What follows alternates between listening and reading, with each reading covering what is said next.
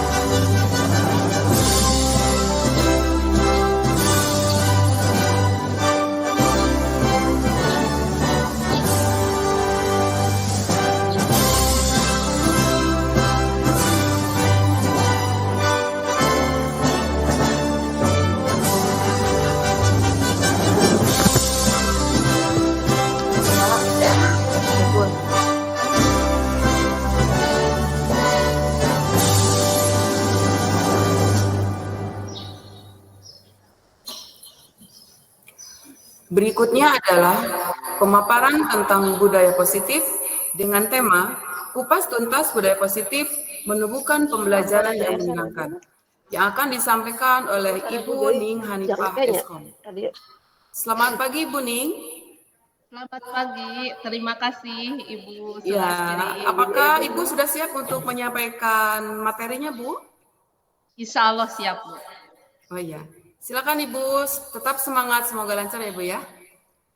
Baik Ibu, terima kasih atas waktu dan kesempatannya. Assalamualaikum warahmatullahi wabarakatuh. Apa kabarnya rekan-rekan semua, rekan sejawat di SMK Negeri 1 Cipaku? Alhamdulillah. Baik. Alhamdulillah kalau sehat walafiat. Semoga selalu sehat dan selalu diberkahi oleh Allah Subhanahu wa taala. Izinkan saya untuk memaparkan mengenai materi budaya positif. Kupas tuntas budaya positif menumbuhkan pembelajaran yang menyenangkan. Mohon izin untuk share screen.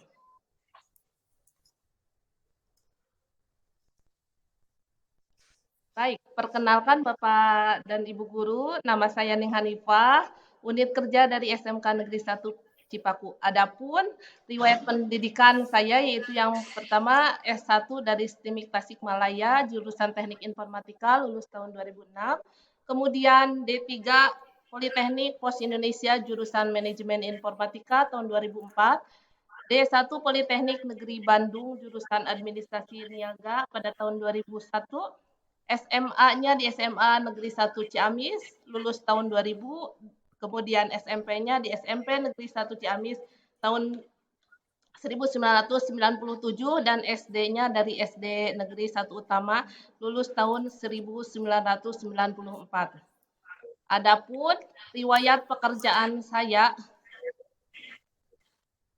yaitu saya bekerja di SMK Negeri 1 Cipaku dari tahun 2009 sampai sekarang. Sebelumnya saya mengabdi di SMA Informatika Ciamis dari tahun 2005 sampai 2008, kemudian di SMK Al-Huda Turalak pada tahun 2017, kemudian sebelumnya di SMK Yakpidatek dari tahun 2007 sampai 2008, kemudian pernah juga mengajar di Universitas Galuh Ciamis, Fakultas Teknik dari tahun 2006 sampai 2010.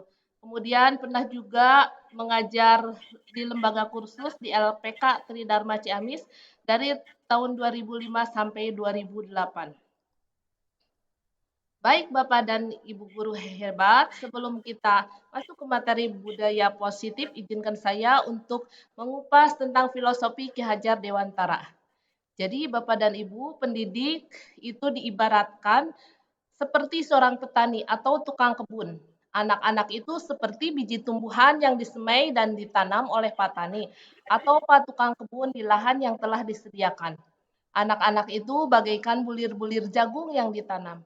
Bila biji jagung ditempatkan di tanah yang subur dengan mendapatkan sinar matahari dan pengairan yang baik, maka meskipun biji jagung adalah bibit jagung yang kurang baik atau kurang berkualitas, dapat tumbuh dengan baik karena perhatian dan perawatan dari Pak Tani. Demikian untuk mewujudkan tujuan pendidikan berdasarkan filosofi Ki Hajar Dewantara, yaitu menuntun segala kodrat anak agar mereka dapat mencapai keselamatan dan kebahagiaan yang setinggi-tingginya, baik sebagai manusia maupun sebagai anggota masyarakat. Pendidikan menurut Ki Hajar Dewantara ini harus berpihak pada murid. Jadi harus disesuaikan dengan minat, bakat, dan potensi yang dimiliki anak. Pendidik itu hanya dapat menuntun tumbuh atau hidupnya kekuatan kodrat yang ada pada anak-anak agar dapat memperbaiki lakunya, bukan dasarnya hidup dan tumbuhnya kekuatan kodrat anak.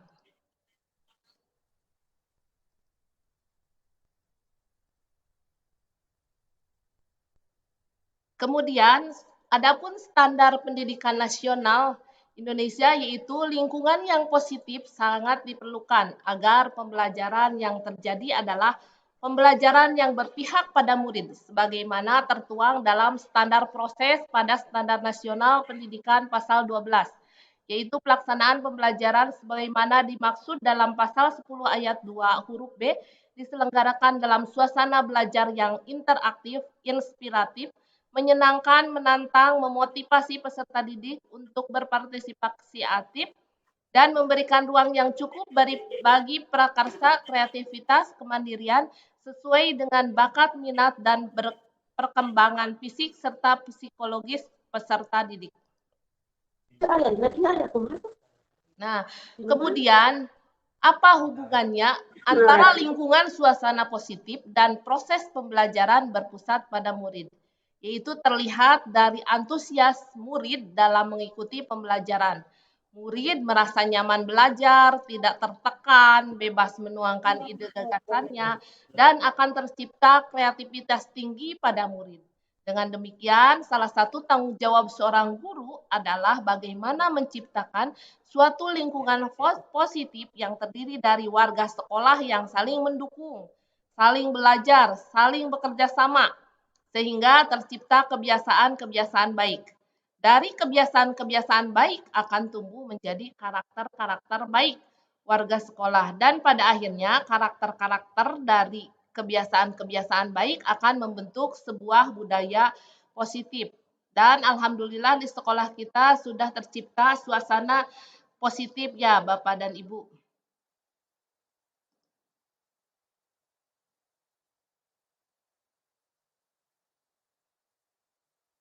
Kemudian untuk menciptakan lingkungan yang positif, ada perubahan paradigma belajar. Menurut psikiater dan pendidik Dr. William Glasser dalam kontrol teori yang kemudian hari berkembang dan dinamakan choice theory, meluruskan beberapa miskonsepsi tentang makna kontrol. Yang pertama, ilusi guru mengontrol murid. Nah, ini menyatakan bahwa teori ini semua perilaku memiliki tujuan, bahkan terhadap perilaku yang tidak disukai.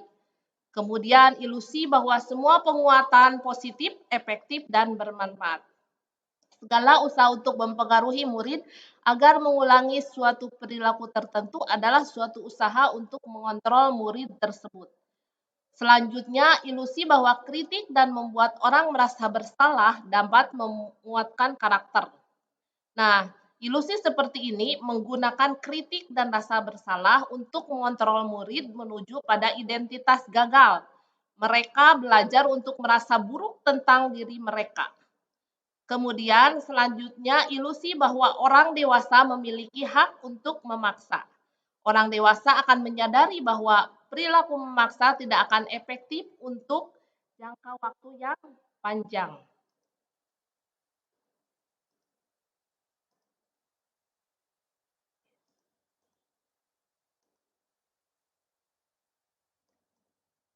Nah, menurut Bapak dan Ibu, apakah ilusi tersebut masih biasa dilaksanakan di sekolah kita?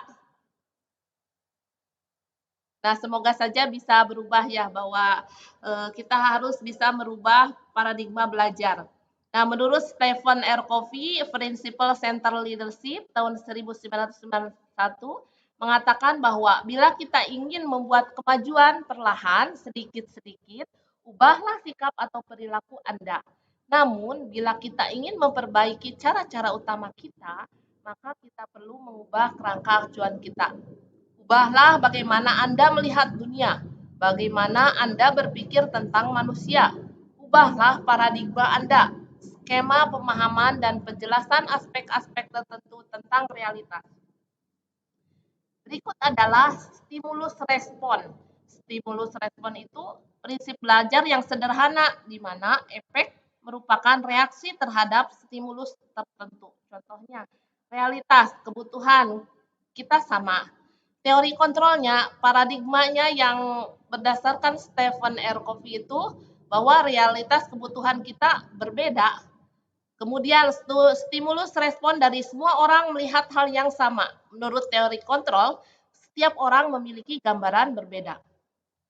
Kemudian kita mencoba mengubah orang agar berpandangan sama dengan kita. Menurut teori kontrol, kita berusaha memahami pandangan orang lain tentang dunia. Selanjutnya, perilaku buruk dilihat sebagai suatu kesalahan. Sedangkan berdasarkan teori kontrol, semua perilaku memiliki tujuan. Selanjutnya, orang lain bisa mengontrol saya. Teori kontrol hanya Anda yang bisa mengontrol diri Anda. Selanjutnya, saya bisa mengontrol orang lain. Menurut teori kontrol, Anda tidak bisa mengontrol orang lain. Selanjutnya, pemaksaan ada pada saat bujukan gagal. Sedangkan menurut teori kontrol, kolaborasi dan konsensus menciptakan pilihan-pilihan baru. Kemudian model berpikir menang kalah. Untuk teori kontrol, model berpikir menang-menang. Nah, untuk menciptakan lingkungan positif, tentunya harus melaksanakan disiplin positif. Apa itu disiplin positif? Disiplin positif itu konsep disiplin positif merupakan unsur utama dalam terwujudnya budaya positif yang kita cita-citakan di sekolah kita. Jadi, kita tidak memiliki motivasi, jika tidak memiliki motivasi internal, maka kita memerlukan pihak lain untuk mendisiplinkan kita atau motivasi eksternal. karena berasal dari luar, bukan dari dalam diri kita sendiri.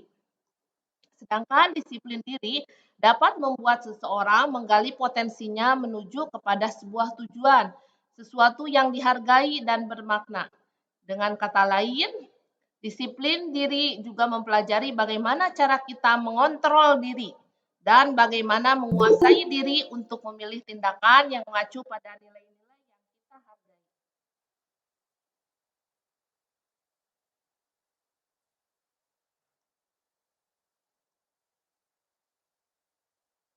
Nah, berkaitan dengan disiplin positif tentunya ada motivasi. Motivasi yang paling ampuh yaitu motivasi intrinsik, bukan ekstrinsik.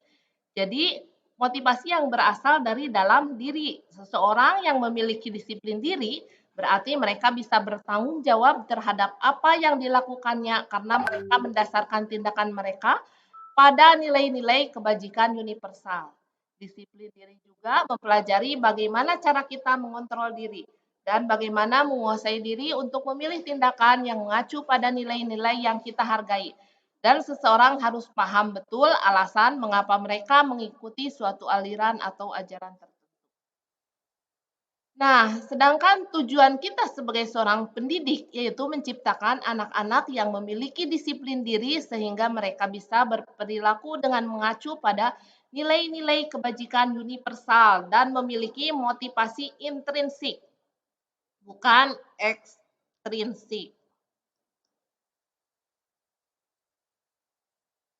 Sebelumnya, apakah ada pertanyaan Bapak Ibu? Kalau misalkan ada pertanyaan yang kurang jelas, bisa langsung di-cut saja ya, Bapak dan Ibu. Nah, kita lanjut kalau tidak ada ke motivasi perilaku manusia. Apa sih yang memotivasi manusia berperilaku? Yang pertama, untuk menghindari ketidaknyamanan atau hukuman. Nah, itu termasuk dalam motivasi eksternal, karena merasa tidak nyaman atau takut dengan hukuman. Itu motivasi eksternal. Kemudian ada lagi untuk mendapatkan imbalan atau penghargaan dari orang lain. Itu pun masih termasuk ke dalam motivasi eksternal. Sedangkan untuk menjadi orang yang mereka inginkan dan menghargai diri sendiri dengan nilai-nilai yang mereka percaya, itu termasuk ke dalam motivasi internal. Nah, untuk mewujudkan itu semua, bahwa kita harus mengetahui kebutuhan dasar manusia itu. Kebutuhan dasar manusia itu ada 5. Yang pertama, bertahan hidup.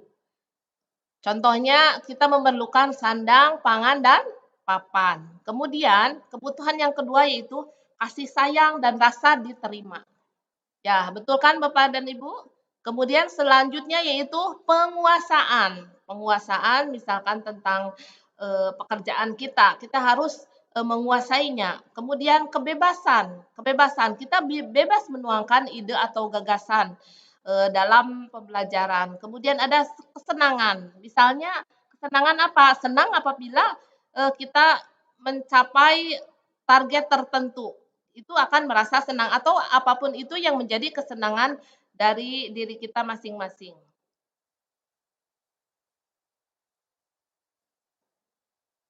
Nah, untuk mewujudkan lingkungan positif, di sini ada posisi kontrol restitusi, yaitu sebuah pendekatan untuk menciptakan disiplin positif.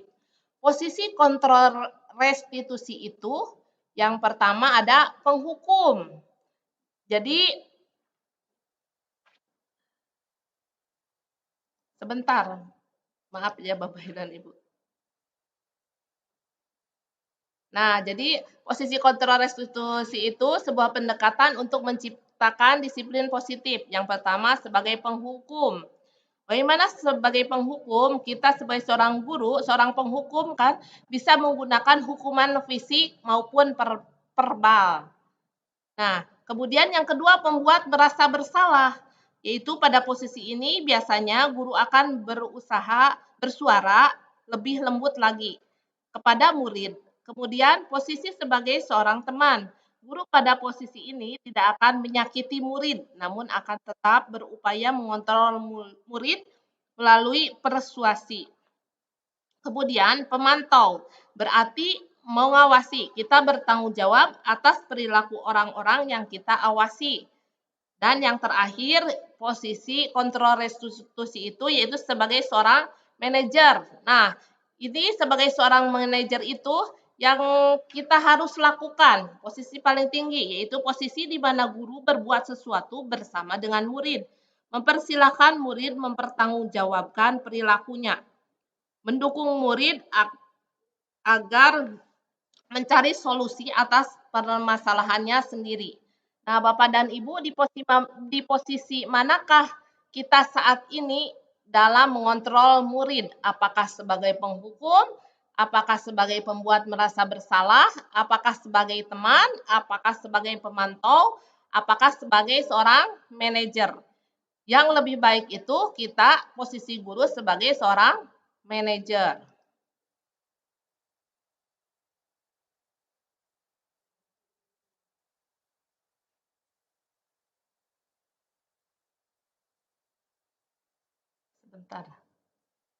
Sebentar, mohon maaf Bapak dan Ibu.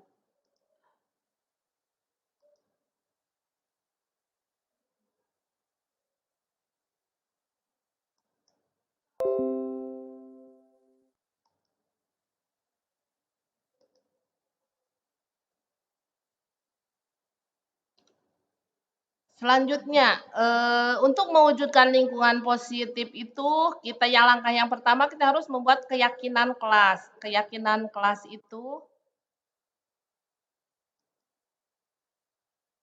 apa? Keyakinan kelas itu yaitu nilai-nilai kebajikan universal yang disepakati secara tersirat dan tersurat, lepas dari latar belakang suku, negara, bahasa, maupun agama. Nilai-nilai kebajikan menekankan pada keyakinan seseorang akan lebih memotivasi seseorang dari dalam. Nilai-nilai kebajikan menekankan pada keyakinan seseorang akan lebih memotivasi seseorang dari dalam. Bagaimana cara membentuk keyakinan kelas? Yang pertama, keyakinan kelas bersifat lebih abstrak daripada peraturan yang lebih rinci dan konkret. Kemudian, keyakinan kelas berupa pernyataan-pernyataan universal. Yang ketiga, pernyataan keyakinan kelas senantiasa dibuat dalam bentuk positif.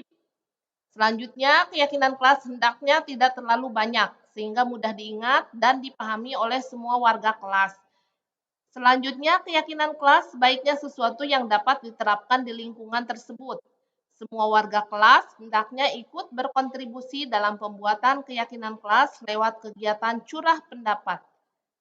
Bersedia meninjau kembali keyakinan kelas dari waktu ke waktu. Nah, bagaimana prosedur pembuatan keyakinan kelas? Yang pertama, mempersilahkan warga sekolah atau murid-murid di sekolah atau di kelas untuk bercurah pendapat tentang peraturan yang perlu disepakati di sekolah atau kelas. Yang kedua, mencatat semua masukan-masukan para murid atau warga sekolah di papan tulis atau di kertas besar, kertas ukuran poster, di mana semua anggota kelas atau warga sekolah bisa melihat hasil curah pendapat. Yang ketiga, susunlah keyakinan kelas sesuai prosedur pembentukan keyakinan sekolah atau kelas. Gantilah kalimat-kalimat dalam bentuk negatif menjadi positif. Contoh kalimat negatif, jangan berlari di kelas atau koridor. Kalimat positifnya dirubah menjadi berjalanlah di kelas atau koridor. Yang keempat, tinjau kembali daftar curah pendapat yang sudah dicatat. Anda mungkin akan mendapati bahwa pernyataan yang tertulis di sana masih banyak yang berupa peraturan-peraturan. Selanjutnya, ajak warga sekolah atau murid-murid untuk menemukan nilai kebajikan atau keyakinan yang dituju dari peraturan tersebut. Contoh, berjalan di kelas, dengarkan guru, datanglah tepat waktu, berada di bawah satu payung, yaitu keyakinan untuk saling menghormati atau nilai kebajikan hormat. Keyakinan inilah yang dimasukkan dalam daftar untuk disepakati. Kegiatan ini juga merupakan pendalaman pemahaman bentuk peraturan keyakinan kelas atau sekolah. Yang kelima, tinjau ulang keyakinan sekolah atau kelas secara bersama-sama.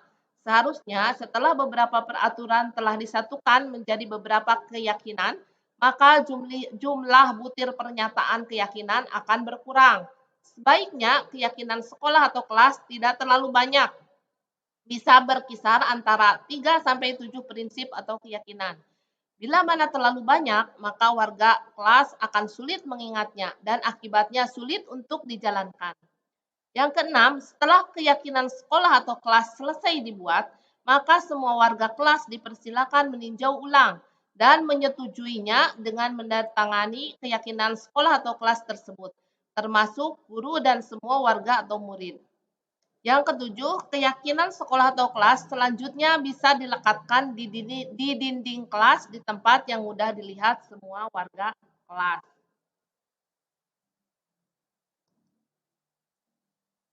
Nah, itu Bapak dan Ibu. Nah, selanjutnya yaitu segitiga restitusi. Apa sih restitusi itu? Restitusi yaitu salah satu cara menanamkan disiplin positif pada murid sebagai bagian dari budaya positif di sekolah. Jadi segitiga restitusi ini sebagai upaya-upaya yang dapat dilakukan dalam membangun budaya positif di sekolah. Jadi ini untuk memudahkan para guru dan orang tua dalam melakukan proses untuk menyiapkan anaknya untuk melakukan restitusi. Dinamakan segitiga restitusi atau restitution triangle.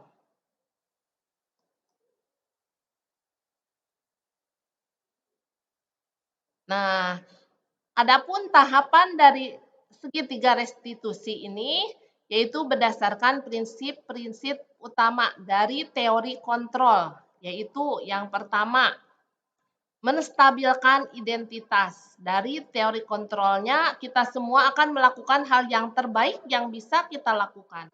Yang kedua, validasi tindakan yang salah. Jadi semua perilaku memiliki alasan. Yang ketiga, menanyakan keyakinan.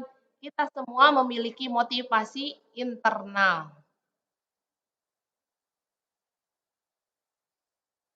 Nah, ini Bapak dan Ibu diagram segitiga restitusi. Proses 3 tahapan tersebut didasarkan pada prinsip-prinsip utama dari teori kontrol, yaitu yang pertama,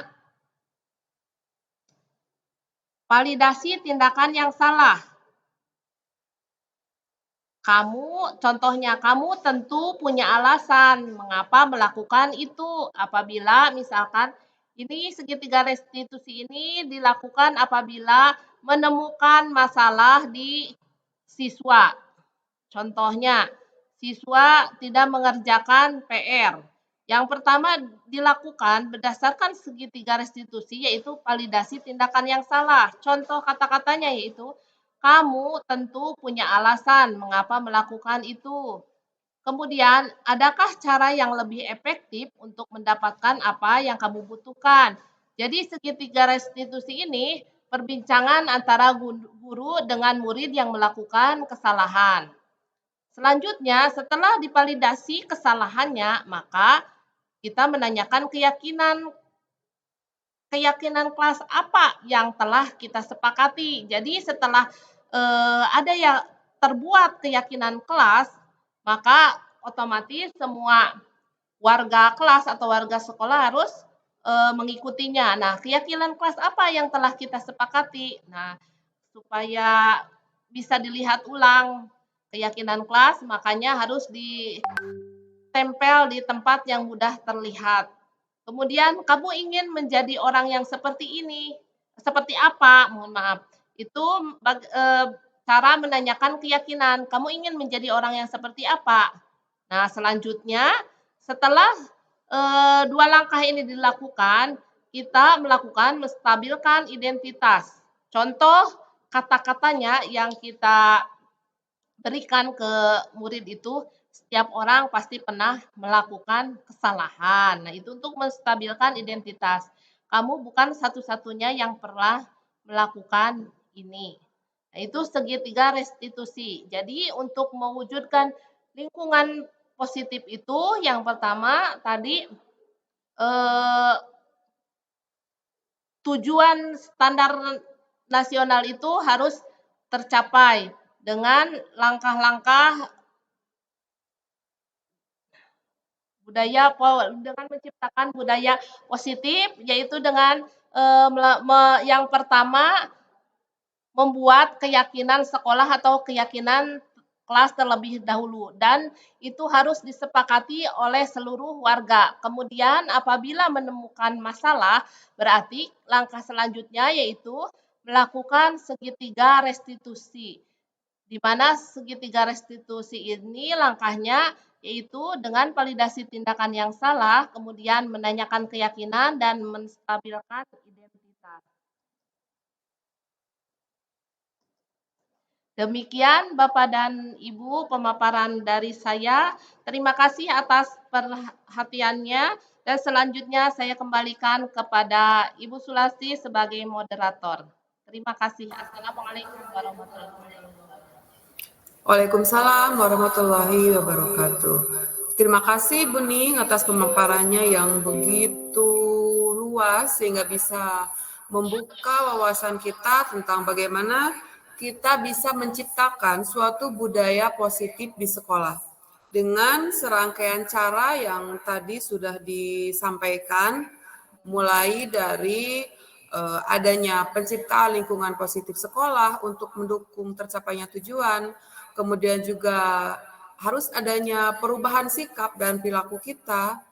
Selanjutnya adanya motivasi tadi ya Bu ya, adanya motivasi intrinsik yang akan muncul dalam diri seorang supaya dia itu bisa bertanggung jawab atas semua yang dilakukan tadi sehingga mengakibatkan budaya positif yang diharapkan itu bisa tercapai.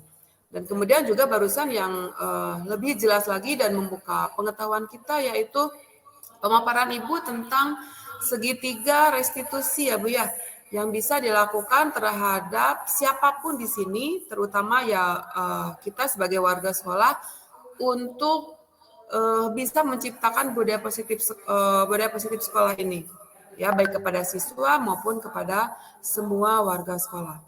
Sekali lagi terima kasih Ibu atas pemaparannya. Untuk selanjutnya adalah sesi tanya jawab. Ya, untuk itu kami persilakan kepada Bapak Ibu yang ingin mengajukan pertanyaan atau kita sharing saja di sini dengan pemateri kita Ibu Ning Hanifah. Saya persilakan untuk sesi pertama ini 2 pertanyaan saja. Ya, silakan saya persilakan untuk Bapak Ibu yang mau mengajukan pertanyaan atau mau sharing, dipersilakan. Boleh raise hand Bapak Ibu? Atau boleh langsung saja di unmute itunya, diaktifkan dulu mikrofonnya, boleh langsung.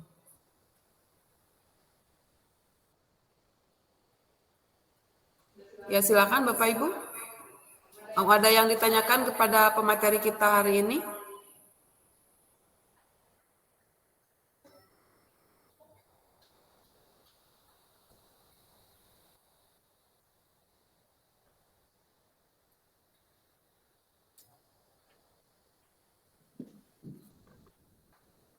Bagaimana? Ada yang mau ditanyakan atau yang mau sharing?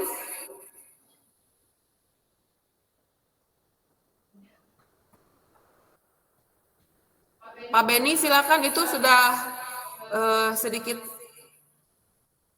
Silakan kalau mau bertanya Pak Beni. Diaktifkan dulu Pak mikrofonnya Pak.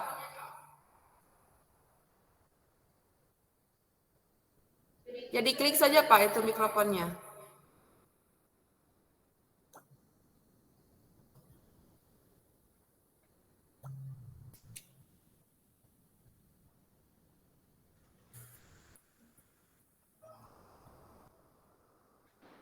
Ya silakan. Oke silakan Ibu Tating. Saya berikan kesempatan dulu Pak Beni, silakan persiapkan dulu. Dan sekarang kesempatan pertama saya berikan dulu kepada Ibu Tating. Silakan Bu. Ya, terima kasih. Assalamualaikum warahmatullahi wabarakatuh.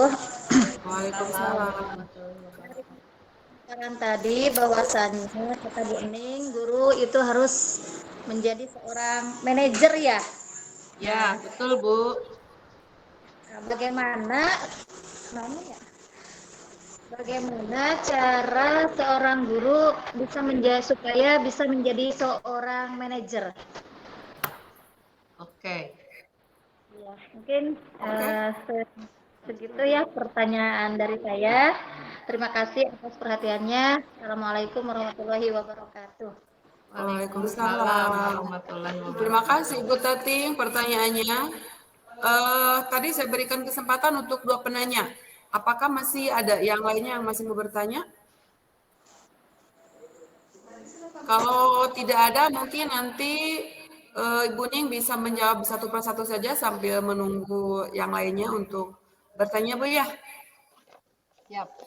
Bagaimana Ibu? Sudah siap untuk menjawab pertanyaan dari Ibu Tating? Ya, siap, Bu. Ya, Jadi, silakan Ibu. ya. Terima kasih Ibu Tating atas pertanyaannya. Jadi, tadi pertanyaannya yaitu bagaimana seorang guru menjadi seorang manajer. Jadi, seorang manajer itu posisi di mana guru berbuat sesuatu bersama dengan murid, mempersilahkan murid mempertanggungjawabkan perilakunya, mendukung murid agar menemukan solusi atas permasalahannya sendiri. Jadi di sini sebagai seorang manajer apabila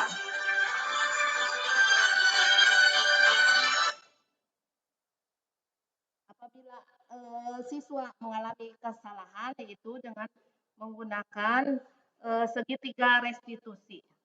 Bagaimana menggunakan segitiga restitusi ini yang seperti tadi dijelaskan.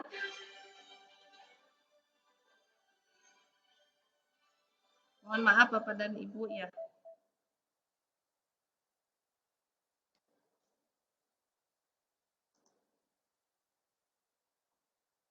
Jadi dengan menggunakan segitiga restitusi itu.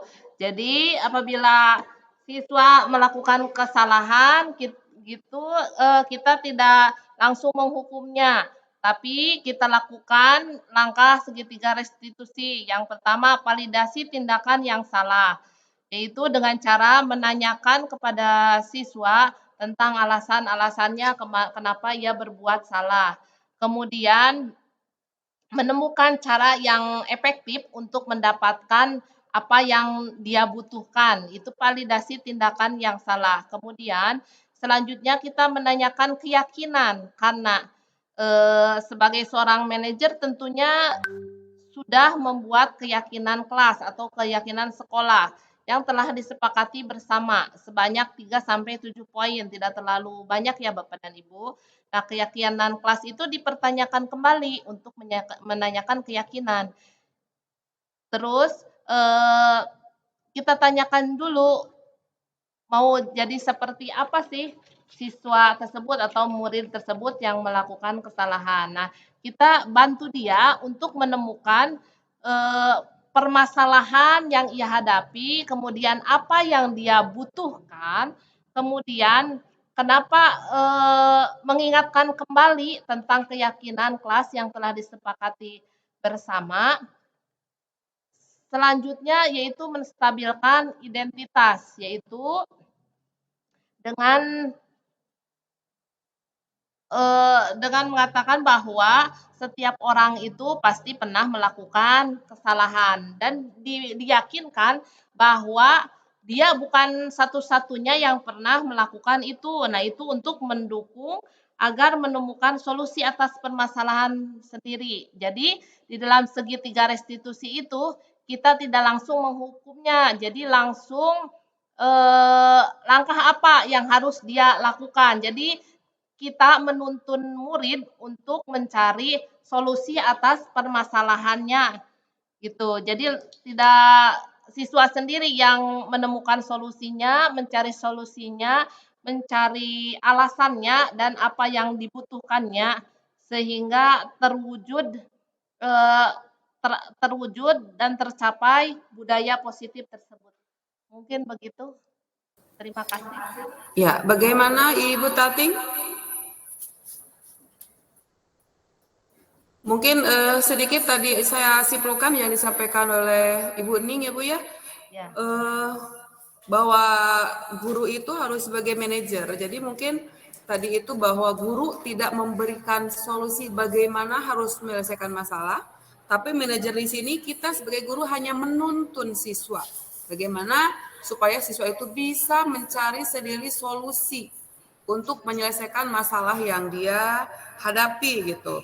Misalkan tadi dengan validasi tindakan yang salah, dia mengakui kesalahannya, kemudian dia kembali mengingatkan tentang keyakinan dan kesepakatan yang sudah dilakukan, dan juga tadi menstabilkan identitas anak tersebut bahwa memang setiap orang itu pernah melakukan kesalahan. Tidak ada manusia yang sempurna gitu.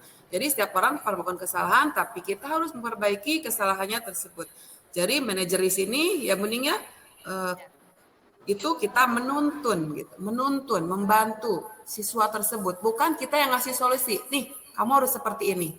Tapi biarkan anak mencari solusi dan mengambil keputusan sendiri apa yang harus dia selesaikan untuk menyelesaikan masalahnya.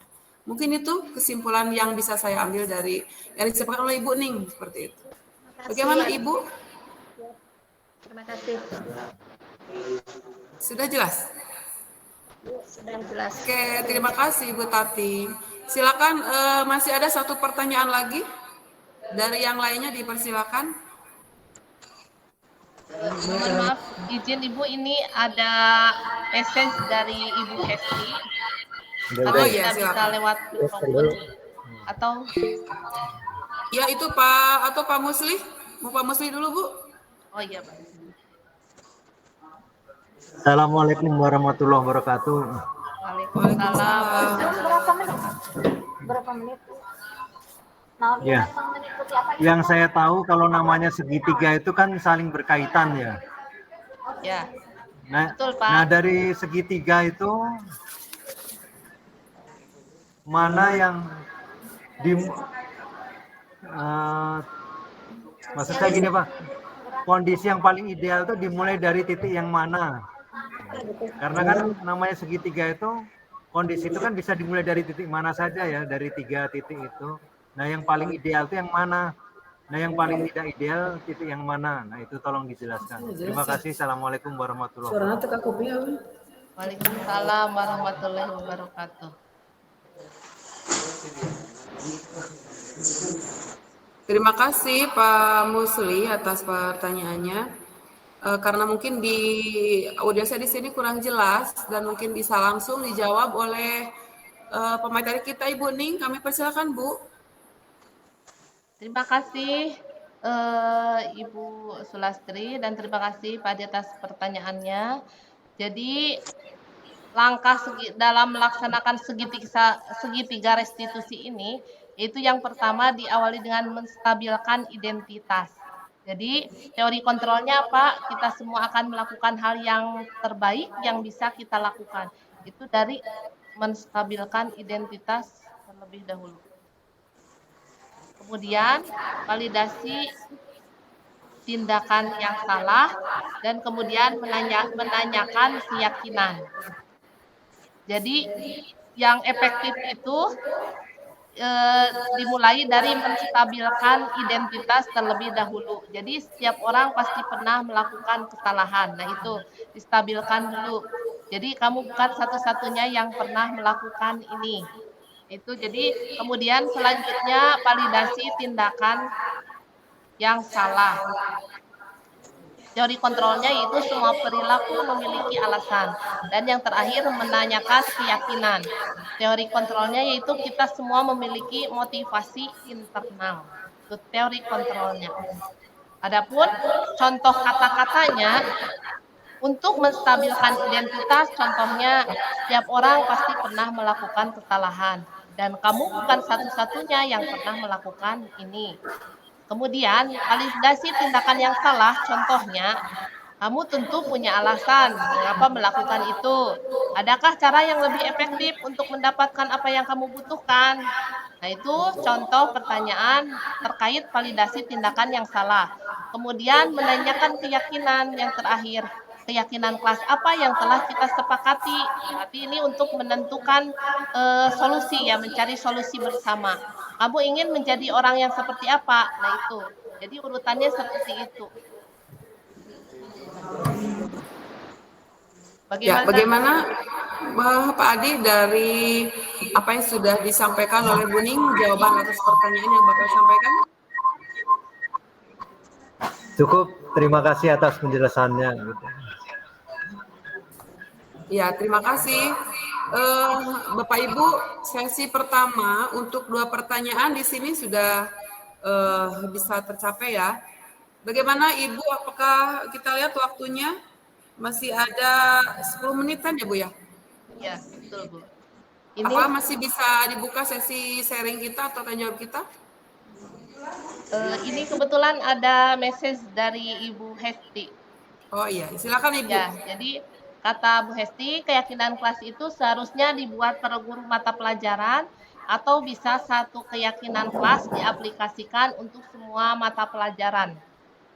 Jadi berhubung SMK itu terdiri dari beberapa guru mata pelajaran yang tentunya punya keyakinan kelas masing-masing, jadi sebaiknya itu per guru mata pelajaran memilikinya. Beda lagi mungkin dengan murid SD ataupun SMP, murid SD mohon maaf, karena biasanya satu kelas itu diajar oleh satu guru saja ya biasanya, kecuali olahraga dan agama. Begitu kalau di tingkat SMK karena bermacam-macam guru, eh, per mata pelajarannya itu berbeda, maka sebaiknya satu keyakinan kelasnya itu dibuat per guru mata pelajaran. Demikian. Ya, terima kasih Bu Ning atas jawaban yang pertanyaan yang disampaikan oleh Ibu Hesti tentang keyakinan kelas. Bu Hesti bisa menjawab, apakah sudah puas dengan jawaban dari Ibu Ning? Atau masih ada yang mau disampaikan? Ya, Ibu Tating dipersilakan kalau mau sharing, Bu. Bu Tating. Ya, Ibu Tating silakan. Udah cukup. Ya, silakan Bu. Ibu mau sharing? Udah Bu, udah cukup.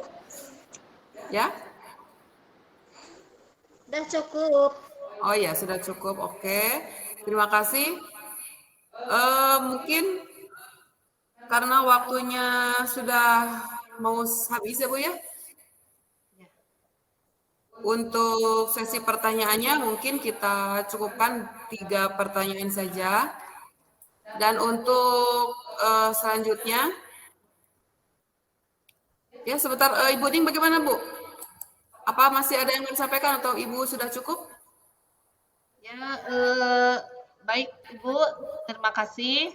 Jadi saya akan menyampaikan bahwa mari kita menciptakan budaya positif di lingkungan positif sekolah kita di SMK Negeri 1 Cipaku dengan merubah berbagai paradigma belajar yang tadinya mungkin kita statusnya sebagai penghukum apabila murid melakukan kesalahan, mari kita ubah paradigmanya dengan menggunakan segitiga restitusi seperti itu.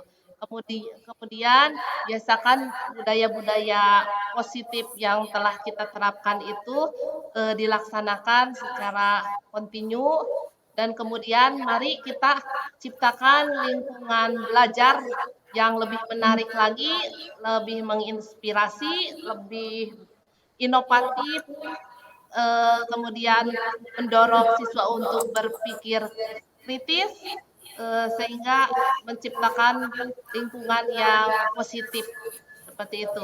Demikian dan itu dilaksanakan oleh semua warga sekolah ya. Jadi semuanya mendukung baik dari guru maupun tenaga pendidik, kependidikan dan yang lainnya itu harus saling bekerja sama, berkolaborasi satu sama lain. Dan Ibu, terima kasih atas perhatiannya. Assalamualaikum Ya, warahmatullahi Waalaikumsalam. Terima kasih sekali lagi Bu Ning. Kasih aplaus untuk Bu Ning. Ya, rupanya untuk penyampaian materi yang sudah disampaikan oleh Ibu Ning Hanifah. Untuk selanjutnya marilah kita ambil kesimpulan dari pertemuan kita pada pagi hari ini, yaitu yang pertama diantaranya bahwa kita sebagai guru itu harus bisa menciptakan lingkungan positif sehingga bisa mendukung untuk tercapainya tujuan utama, yaitu tujuan kita adalah dalam tujuan pembelajaran. Kemudian yang kedua, disiplin positif di sini diperlukan dalam setiap lingkungan belajar dengan cara masing-masing bisa mengontrol diri dan juga bisa menguasai diri yang mengacu pada nilai-nilai yang kita hargai. Budaya positif sekolah ini bisa terlaksana diantaranya dengan adanya pembuatan keyakinan kelas yang diyakini baik itu oleh siswa pada saat di kelas maupun juga keyakinan yang dibuat oleh seluruh warga sekolah. Dan juga bisa dilakukan dengan melakukan satu upaya melalui segitiga restitusi untuk membantu siswa dalam menyelesaikan setiap permasalahannya sehingga bisa mewujudkan budaya positif sekolah. Mungkin itu kesimpulan yang bisa kita ambil dari kegiatan pada pagi hari ini. Hadirin yang saya hormati, sesi selanjutnya adalah foto bersama. Untuk itu saya mohon kepada seluruh Bapak Ibu untuk mengaktifkan kameranya sebentar karena akan kita ambil foto bersama untuk dokumentasi Bapak Ibu.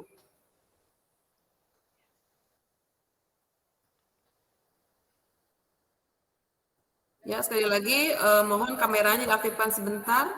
Kita akan ambil foto bersama untuk dokumentasi. Oke, sudah siap? Oke, siap ya? 1, 2, 3. Oke, sekali lagi. 1, 2, 3. Ya, sudah cukup, Bu Ning? Ya, cukup. Terima kasih, Ibu. Ya, Oke. Bapak dan Ibu mengingatkan kembali jangan lupa untuk mengisi daftar hadirnya ya. Oke, Bapak Ibu hadirin yang saya hormati, tidak terasa kita sudah berada di penghujung acara. Demikianlah rangkaian acara webinar kita hari ini. Terima kasih kepada semua pihak yang telah ikut berpartisipasi untuk terselenggaranya acara ini. Saya, Sulawesi Asia, atas nama penyelenggara, mohon maaf jika banyak kekurangan selama proses acara berlangsung. Sekali lagi, terima kasih. Kita tutup dengan wassalamualaikum warahmatullahi wabarakatuh. Waalaikumsalam warahmatullahi wabarakatuh. Terima kasih Bapak Ibu, silakan yang mau live Terima boleh. Ya. kasih.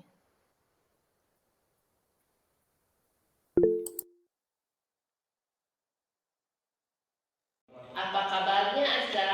Baik, Bu. Azka, tadi Ibu mendengar laporan dari guru piket bahwa Azka katanya sering terlambat datang ke sekolahnya. Iya, Bu. Menurut ingatan Azka, sudah berapa kali kamu datang terlambat? Sudah 6 kali, Bu. Sering terlambat itu suatu kesalahan bukan? Iya, Bu. Baik Azka, berbuat kesalahan itu manusiawi. Setiap orang pernah berbuat salah. Yang terpenting kita bisa belajar dari kesalahan tersebut dan berusaha untuk memperbaikinya. Setuju? Setuju, Bu. Azka, kita cari solusinya bersama ya. Iya, Bu. Azka sering datang terlambat, pasti punya alasannya. Kenapa sih Azka sering datang terlambat? Karena saya sering bergadang sambil main HP, jadi saya kurang tidur, Bu. Kamu tahu keyakinan kelas yang sudah kita sepakati bersama? Tahu, Bu. Kalau datang terlambat sesuai dengan keyakinan kelas tidak? Iya, Bu. Menurut kamu keyakinan kelas apa yang sudah kamu langgar? Disiplin, Bu.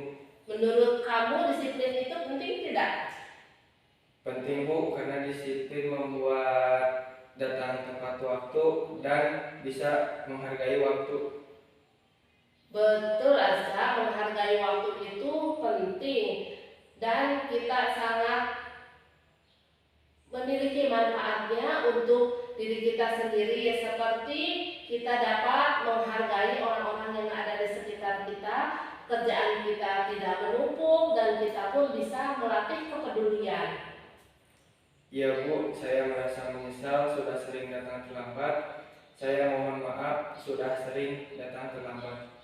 Iya, Azka, sikap yang sangat baik sudah kamu lakukan, yaitu meminta maaf. Menurut kamu, apa yang akan kamu lakukan agar kamu tidak datang terlambat lagi ke sekolah? Saya akan tidur tepat waktu, tidak bergadang lagi agar tidak datang ke sekolah. Baik, Azka, kamu sudah menemukan solusinya, dan ibu akan bekerja sama dengan orang tua kamu agar kamu tidak datang terlambat lagi ke sekolah. Terima kasih Bu. Iya, Azka, sama-sama. Silakan kembali ke sekolah. Kelas.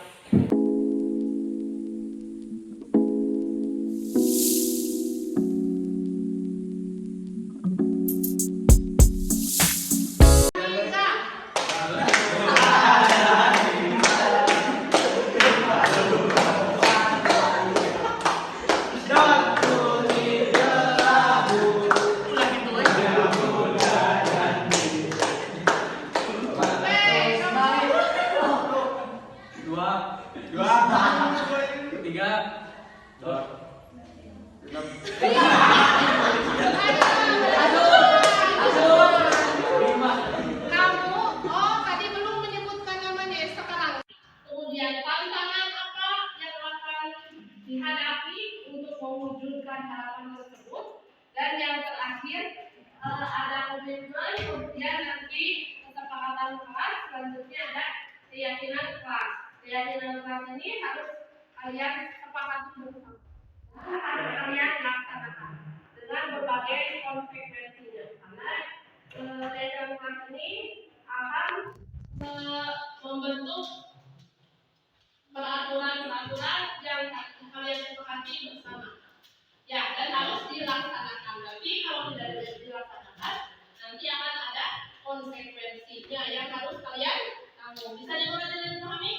Nah, sekarang kita akan membuat terlebih dahulu harapan.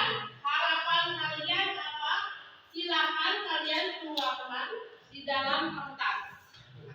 Harapan kalian di kelas ini, mau harapan belajar kelas ini, silakan harapan untuk kelas ini, kelas 10, aktivitas tanaman pangan dan hortikultura seperti apa. Jadi silakan kalian tuangkan harapan dari kalian dalam proses pembelajaran. Harapannya misalkan kalian ingin juara kelas, saya ingin sukses, misalkan saya ingin menjadi pengusaha di bidang agribisnis, tanaman pangan dan hortikultura. Contoh, silakan kalian tuliskan harapannya. Kemudian kalian kasih nama di atasnya, namanya, kemudian harapan di kelas. sesuai dengan nama kalian. Nama dan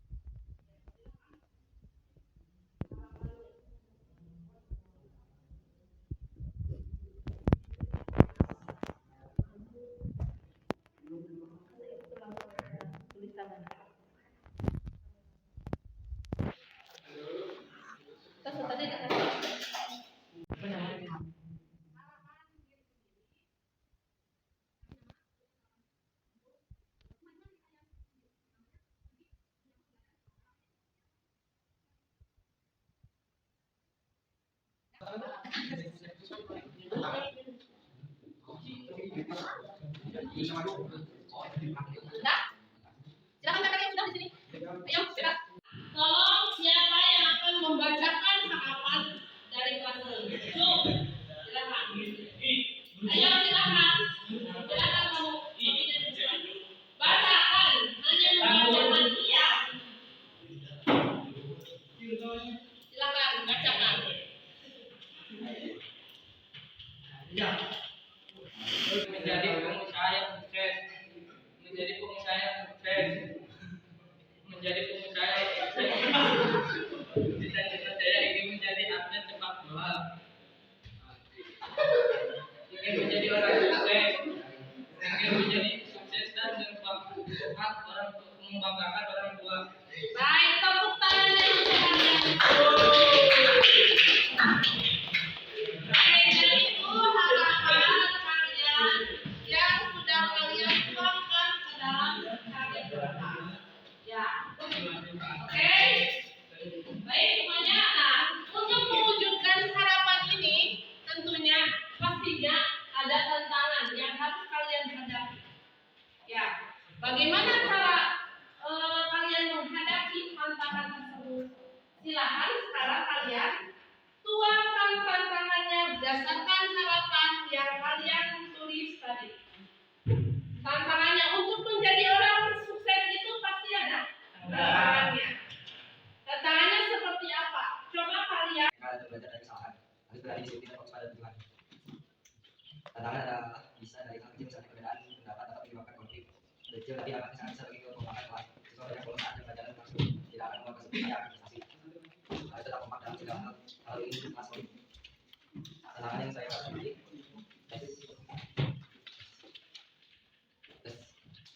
Algoritmanya apa? Algoritmanya itu menerapkan langkah-langkah membuat media aman. Ya. Jadi kalau kalian harus mengumpulkan produk dari media tadi. Itu sebagai proyek yang pertama. Bisa mengajukan kami? Jika sudah, silakan kalian pegang tali monitor. Udah bukan lagi?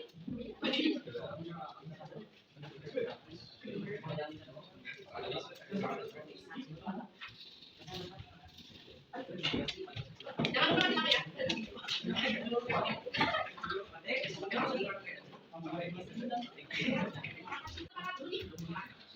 Ya, bagaimana teman-teman?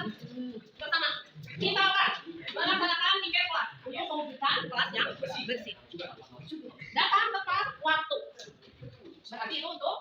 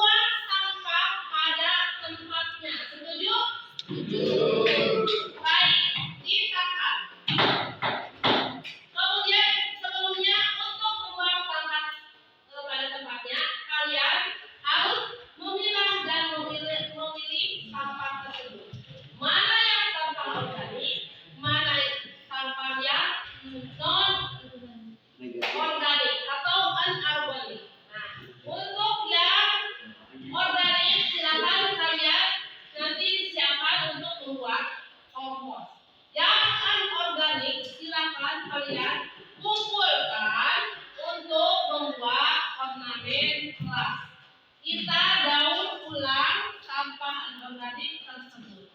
Ya, untuk nanti mempercantik kelas. Sepakat semua? Sepakat. Kemudian yang ketiga, membayarkan. Sepakat? Sepakat. Untuk nominalnya sudah disepakati pada minggu yang lalu. Kemudian yang keempat, melaksanakan kewajiban dengan penuh tanpa tanggung jawab. Kewajibannya sebagai seorang siswa. Jadi diulang. Yang keempat, melaksanakan kewajiban sebagai seorang siswa dengan penuh rasa tanggung jawab. Sepakat? Yang kelima, datang tepat waktu. Sepakat? Yang keenam, saling menghargai sesama teman. Jadi di sekolah ini tidak ada kata bullying. Semuanya saling menghargai, saling menghormati, saling membantu dan tolong menolong dalam kebaikan. Kerjasama dan kekompakan kalian harus terjalin. Sepakat? Selanjutnya, nomor 7, bekerja sama dan berkontribusi dalam acara atau kegiatan sekolah. Sepakat? Jadi di sini jika ada kegiatan sekolah, kalian harus bekerja sama dalam sebuah tim kelas 10 ATPH. Ya, dan kemudian kalian harus berkontribusi dalam kegiatan acara tersebut. Misalkan ketika ada kegiatan dari sekolah, ada perlombaan. Ya, jadi sepakat semua? Selanjutnya, yaitu hormat dan patuh kepada guru dan orang tua. Sepakat? Jadi, apapun yang guru perintahkan, kalian harus menghormati dan mematuhinya. Setuju? Begitupun dengan perintah dari orang tua harus kalian patuhi dan harus kalian hormati. Sepakat? Demikian keyakinan di kelas 10 ASDM dan Hortikultura yang harus kalian patuhi dan taati. Mana ini adalah kesepakatan? Ada pertanyaan sampai di sini? Jika tidak ada pertanyaan, kita dulu sampai di sini. Wabillahi taufiq wal hidayah. Wassalamualaikum warahmatullahi wabarakatuh. Untuk sebelum kita selesai belajar, silakan pimpin doa terlebih.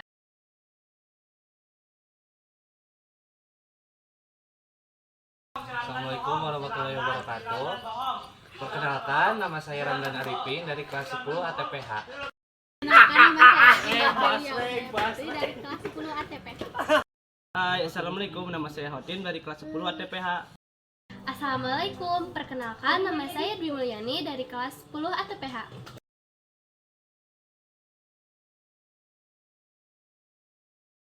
Senang sekali. Sangat senang sekali. Saya merasa senang sekali.